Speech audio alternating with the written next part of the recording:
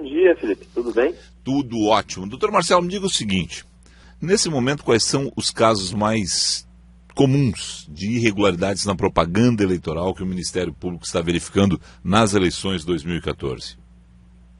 Olha, existem irregularidades que acontecem na internet, não é? Existem irregularidades que acontecem nas ruas em relação à não retirada de cavaletes, de bonecos, enfim, às vezes carros de som que passam por locais proibidos, enfim, existe uma série de irregularidades que são praticadas relacionadas com propaganda eleitoral. Essas irregularidades podem levar à cassação de algum candidato ou a pena é menor?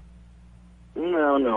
Na verdade, assim, se for comprovado um abuso, um excesso na prática de propaganda por determinado candidato, não é? Isso pode ser apurado pelas vias judiciais, enfim, e isso pode até, se for configurado o abuso de poder econômico, enfim, pode levar à cassação, não é? Uhum. Agora, em regra, o que acontece são sanções de menor peso, não é? Porque não é considerado pela legislação como um ilícito de maior gravidade, né? Então isso em regra gera uma sanção, uma multa, né? A retirada da propaganda irregular, a retirada de uma propaganda que foi colocada em bem público, em bem particular, pinturas de muro, em muros de forma irregular, outdoors, enfim, uma série de irregularidades que podem gerar uma sanção, mas uma sanção, o comum é uma sanção pecuniária. Obviamente, as candidaturas majoritárias, governo de Estado, Senado da República, Presidência da República, os orçamentos são maiores. Mas chama a atenção algumas candidaturas de deputado federal, principalmente no Rio Grande do Sul, uma simples visualização do material de campanha que está exposto nas ruas de Porto Alegre e de cidades do interior, de localidades, ou localizadas muitas delas ao longo de estradas. Tem um limite de gastos máximo para uma candidatura ao Congresso ou simplesmente apresentando as contas em dia, o candidato a deputado vai ter suas contas aprovadas e não terá nenhum tipo de cuidado especial? Porque algumas candidaturas, me parece assim, têm mais visibilidade que candidaturas majoritárias, no caso de alguns deputados, de alguns candidatos. Sim, olha, é difícil eu falar assim genericamente, não é, Felipe, porque dependeria de análise de um caso concreto, de verificar gastos. Vocês estão analisando algum caso concreto nesse sentido? Olha, no momento não é? Até porque a prestação de conta definitiva, ela ainda não ocorreu, não é? E, enfim, somente no final, nessa prestação de contas final, que é possível, claro, é possível antes porque existem duas parciais, né? Duas prestações de contas parciais, é possível ter alguma ideia do gasto, enfim. Mas, em regra, isso é melhor apurado ou examinado com mais propriedade no momento da prestação de contas definitiva. Né? O Ministério Público... Então, isso, vamos dizer assim, essa parte, né, do gasto do candidato, enfim, o que interessa mais ao Ministério Público, se é que eu posso pontuar nesse campo aí, né, o que interessa mais ao Ministério Público é se as contas estão corretas, se foram lançados os valores realmente, né, não viu o chamado Caixa 2, enfim, se não há nenhum tipo de informação falsa, se as informações são fidedignas. Né? O que interessa mais para o Ministério Público é isso, né? Esse tipo de comportamento do candidato. Né? O que assim, eu entendo que é bem esperançoso para o nosso país é essa questão da doação por parte de pessoas jurídicas, né?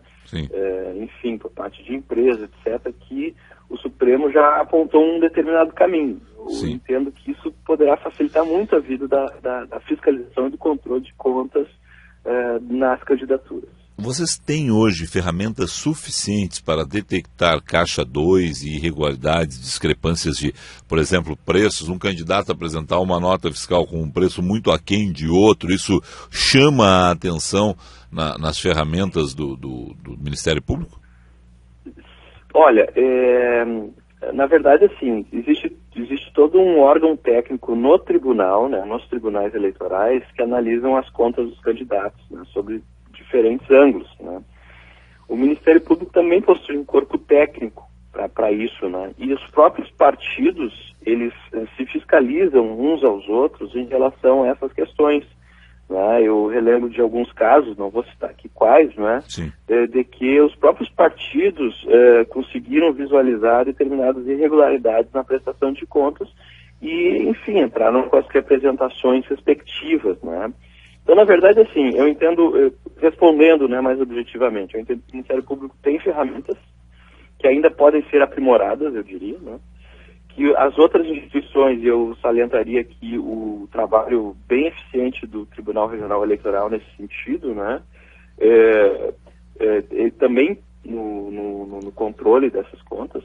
Eu diria que também os partidos, as coligações, enfim, eles também exercem essa fiscalização, não é? O que facilita o trabalho. Certo. Mas eu respondendo, é óbvio que o Ministério, da parte do Ministério Público, é necessário aprimorar ainda mais, né, tornar mais eficiente ainda esse controle. No domingo, o famoso tapete de Santinhos, é permitido, não é permitido? Como é que funciona isso no domingo? Não, é que na verdade, né, existe o chamado crime, né, apelidado de boca de urna, né, que ele, enfim, pode gerar um problema para quem está distribuindo, né, enfim, pode gerar um problema sério, né. Agora, a questão dessa sujeira, eu acho que é isso que está te referindo, Felipe, desculpe se eu estou... Perfeito. Oi? Perfeito. Eu até nem acho que seja sujeira, porque é questão da democracia também, mas é uma confusão, porque a pessoa está ali fazendo boca de urna, né, e aí é irregular. Vedado, né? Pois é, exatamente. Vedado. Eu tenho muito na resposta. Oi. Não, desculpa, eu tenho muito cuidado, porque eu acho que também dizer o seguinte, olha, a eleição será limpa, nenhum santinho na rua, essa coisa muito ascética, né? Pode alguém dizer assim, olha, mas é um fato democrático, depois o DMLU vai passar, vai limpar, quer dizer, eu sempre fico pensando o que é melhor, entendeu? Sim.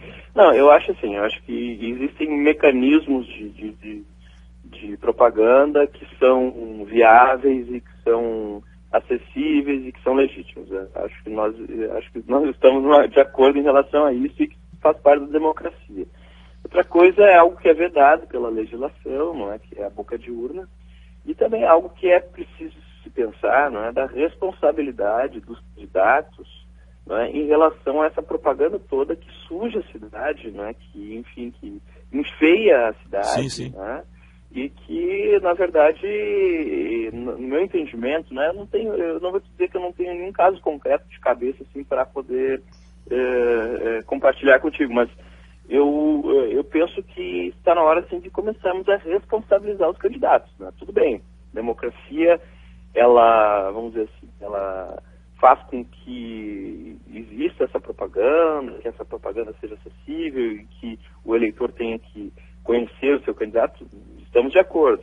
Agora, existem limites e, às vezes, esses limites são ultrapassados pelos candidatos. De alguma forma, eles têm que ser responsabilizados por causa disso. Certo. Bom, doutor Marcelo Veiga Beckhausen, a situação é a seguinte, realmente se nós tivermos algum problema com candidaturas, será depois de domingo, por tudo que se prevê, na prestação de contas, onde tem um olhar mais apurado da Justiça Eleitoral. É isso? Eu diria que existem outros ilícitos também, não é, que eles podem ser ajuizados até a data da diplomação. Que tipo de ilícitos? Como? Que tipo de ilícitos? Como abuso de poder, condutas vedadas, não é, uso irregular da máquina pública, não é, o excesso no uso do dinheiro nas eleições, não é, Enfim, existem uma série de ilícitos mais graves, né, que eles estão sendo apurados ou vão ser apurados e que eles podem ser ajuizados no Tribunal Eleitoral, no Tribunal Regional Eleitoral, né, até a data da diplomação.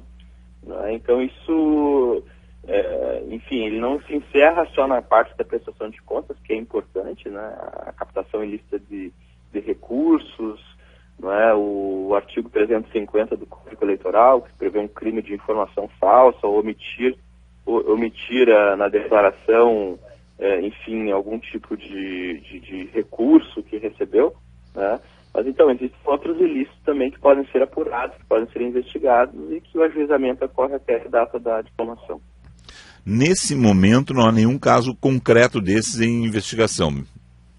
Não, existem casos, né, que estão sendo apurados, que estão sendo investigados, não só pelo procurador, não só por mim, né, pelo procurador eleitoral, mas também pelos colegas auxiliares, pelos colegas do Ministério Público Estadual, que tem um trabalho intenso, né? O Ministério Público Estadual, ele realiza um trabalho muito forte, né? Muito aprimorado nas eleições, né? E também o próprio Tribunal Eleitoral. O Tribunal Eleitoral, ele tem dado uma resposta muito satisfatória em relação ao combate à corrupção eleitoral, vamos dizer assim, a manutenção da lisura nas eleições, né? Então, existem casos, sim, estão sendo apurados, estão sendo investigados. Alguns vão gerar arquivamento, né, obviamente, já que eventualmente não foi produzida uma prova suficiente, ou se constatou que não ocorreu nenhum tipo de ilícito, né? E outros vão gerar ações, né, ações de investigação judicial eleitoral, representações perante o Tribunal Eleitoral. Bom, para não prejudicar nenhuma candidatura e não dar espaço a ninguém nesse momento como direito de resposta, vou evitar, então, insistir aí, perguntar quem são os investigados. Claro. Né? A partir de segunda-feira a gente trata isso de forma mais... De falar. Exatamente, de forma mais apurada. Procurador Regional Eleitoral Marcelo Veiga Beckhausen, obrigado ao senhor aí, um excelente dia de trabalho. Eu que agradeço o espaço, um bom dia para você, Felipe Vieira, e um bom dia para os seus ouvintes.